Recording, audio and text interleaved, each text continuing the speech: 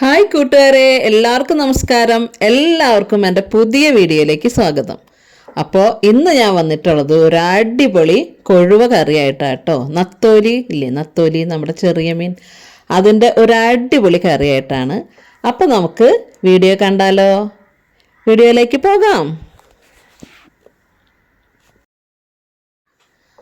അപ്പോൾ കൂട്ടുകാരെ, നമുക്ക് അടിപൊളിയായിട്ട് കൊഴുവ കറി വയ്ക്കാം. ഞാനിവിടെ 1/2 കിലോ കൊഴുവയാണ് എടുക്കണത് കേട്ടോ. അപ്പോൾ ഇത് കൊഴുവ നന്നായി വൃത്തിയാക്കി വെച്ചതാണ്. അതിൽ ചേർക്കാനായിട്ട് ഞാൻ ഒരു പിടി ചുവന്നുള്ളി, ഒരു ചെറിയ കഷ്ണം ഇഞ്ചി, ഒരു 4 പച്ചമുളക്, ഒരു 4 വെളുത്തുള്ളി, ഇത്രയും സംഭവങ്ങൾ എടുത്തു വച്ചിട്ടുണ്ട്. പിന്നെ നമ്മുടെ പൊടികൾ അത് ഞാൻ കറി വെക്കുമ്പോൾ കാണിക്കാം കേട്ടോ. അപ്പോൾ അതേനാ ഞാനൊരു ചട്ടി അടുപ്പത്ത് വെച്ചിട്ടുണ്ട്. ചട്ടി ഇതേ നന്നായിട്ട് ചൂടായിക്കൊണ്ടിരിക്കുകയാണ്. അപ്പോൾ ഇനി ചട്ടി ചൂടായി കഴിയുമ്പോൾ, വെള്ളമൊക്കെ വറ്റി കഴിയുമ്പോൾ നമുക്ക് നമ്മുടെ കറി വയ്ക്കാൻ തുടങ്ങാം. അപ്പോൾ ഇതിനാ നമ്മുടെ ചട്ടിയൊക്കെ നന്നായിട്ട് വെള്ളമൊക്കെ വറ്റി ചട്ടി പുകഞ്ഞു വരുന്നുണ്ടല്ലേ, അതിലേക്ക് ഞാൻ തേന വെളിച്ചെണ്ണ ഒഴിച്ച് കൊടുക്കുക കേട്ടോ. അപ്പോൾ തേന വെളിച്ചെണ്ണ ഒഴിച്ച് കൊടുത്തു. ഇനി ചെയ്യാൻ പോണത് ഒരു നുള്ള് ഉലുവ ഞാൻ ആ വെളിച്ചെണ്ണയിലേക്ക് ഇട്ട് കൊടുക്കുകയാണ് കേട്ടോ. ഒരു നുള്ള് മതി, അത് ഇട്ട് കൊടുക്കുകയാണ്. അപ്പോൾ ഉലുവ നല്ല പോലെ പൊട്ടി വന്നിട്ടുണ്ട്. അതിലേക്ക് ഞാൻ വെളുത്തുള്ളി, പിന്നെ ഇഞ്ചി, അതുപോലെ അതൊന്ന് ഇളക്കി മൂപ്പിച്ചിട്ട്, മൂപ്പൊന്നും വേണം കേട്ടോ, ഒന്ന് ആ പച്ചമണം മാറിക്കഴിയുമ്പോൾ അതിലേക്ക് ചുവന്നുള്ളി കൂടി ഇട്ട് കൊടുക്കുകയാണ്. ചുവന്നുള്ളി കൂടി ഇട്ട് ചേർത്തിട്ട് നമുക്ക് നന്നായിട്ടൊന്ന് വാട്ടിയെടുക്കാം.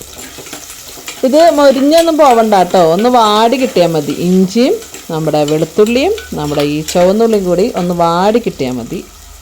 നല്ല പോലെ വാടി അങ്ങോട്ട് വരട്ടെ.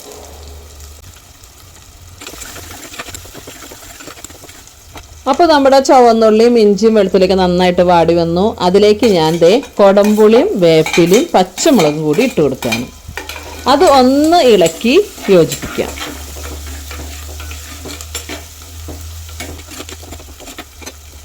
ഇനി നമുക്ക് നമ്മുടെ കറിയിലേക്ക് ആവശ്യമായിട്ടുള്ള പൊടികൾ ഇട്ട് കൊടുക്കാം. ആദ്യം തന്നെ മഞ്ഞൾപ്പൊടി ഇട്ട് കൊടുത്തു. പിന്നെ നമുക്കതിലേക്ക് നന്നായിട്ട് എരിവിനുള്ള മുളക് പൊടി ഇട്ട് കൊടുക്കാം. ഞാനൊരു 1.5 സ്പൂണ് നിറച്ചും എരിവുള്ള മുളക് പൊടി ഇട്ട് കൊടുത്തു. ഇനി 1 സ്പൂണ് കാശ്മീരി മുളക് പൊടിയാണ് ഇട്ട് കൊടുക്കുന്നത് കേട്ടോ. അപ്പോൾ ഇനി ഇതെല്ലാം കൂടി നമുക്കൊന്ന് മൊരിയിച്ചെടുക്കാം. മൊരിക്കുക എന്ന് പറഞ്ഞാൽ മൊരിയല്ല, ആ പച്ചമണം ഒന്ന് മാറ്റിയെടുക്കാം.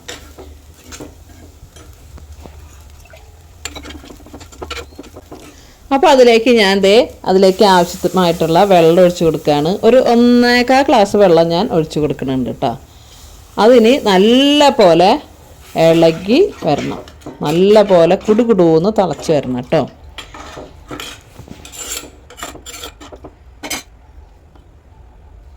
നമുക്കിനി ഇതിന് പാകത്തിന് ഉപ്പിട്ട് കൊടുക്കാം കേട്ടോ.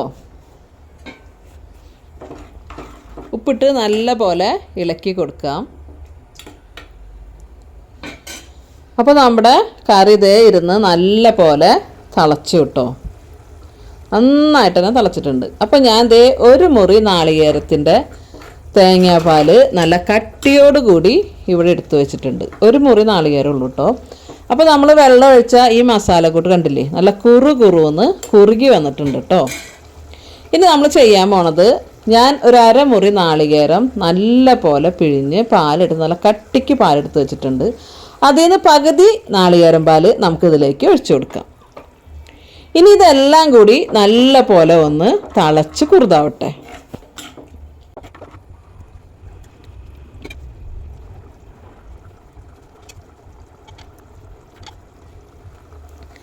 അപ്പോൾ നമ്മൾ തേങ്ങാപ്പാൽ ഒഴിച്ചിട്ട് നമ്മുടെ ഗ്രേവി നല്ല കട്ടിക്ക് കുറുതായിട്ടുണ്ട്. അതിലേക്ക് ഞാൻ നമ്മുടെ മീൻ ഇട്ട് കൊടുക്കുകയാണ് കേട്ടോ.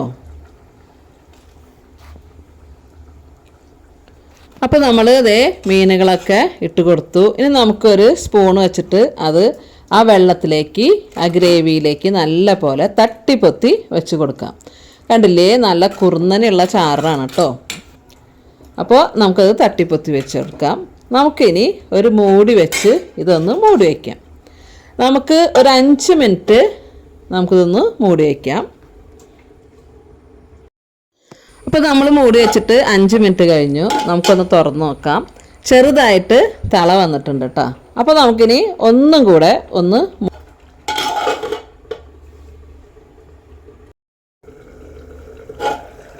അപ്പോൾ ഞാൻ 5 മിനിറ്റ് കഴിഞ്ഞു. നമ്മുടെ കറി നന്നായിട്ട് തന്നെ തിളച്ച് വന്നിട്ടുണ്ട്.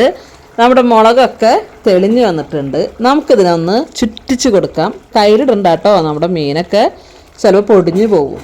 അപ്പോൾ നമുക്ക് ഇങ്ങനെ ചുറ്റിച്ച് കൊടുക്കാം. ചട്ടി പിടിച്ച് ഒന്ന് ചുറ്റിച്ച് കൊടുക്കുക. കറി ഇങ്ങനെ ചുറ്റിക്കുമ്പോൾ ഒന്ന് സൂക്ഷിക്കണം കേട്ടോ, നല്ല ബലത്തോടു കൂടി തന്നെ പിടിക്കണം. അപ്പോൾ നല്ലപോലെ ചുറ്റിച്ചിട്ട് നമുക്കത് വീണ്ടും അടുപ്പത്തേക്ക് വെച്ച് കൊടുക്കാം.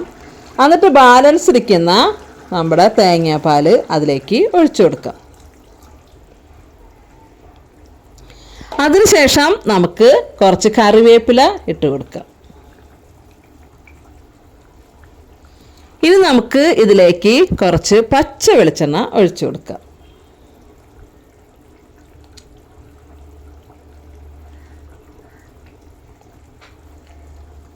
പച്ച വെളിച്ചെണ്ണ ഒഴിച്ചു കൊടുത്തു കഴിയുമ്പോൾ നമുക്ക് വീണ്ടും ഈ കറി ഒന്ന് ചുറ്റിച്ച് അടുപ്പത്തേക്ക് വെച്ച് കൊടുക്കാം. കറി ചുറ്റിച്ച് വെച്ച് നമുക്കൊരു 5 മിനിറ്റ് കൂടിയും നമ്മുടെ കറി ഒന്ന് മൂടി വയ്ക്കാം.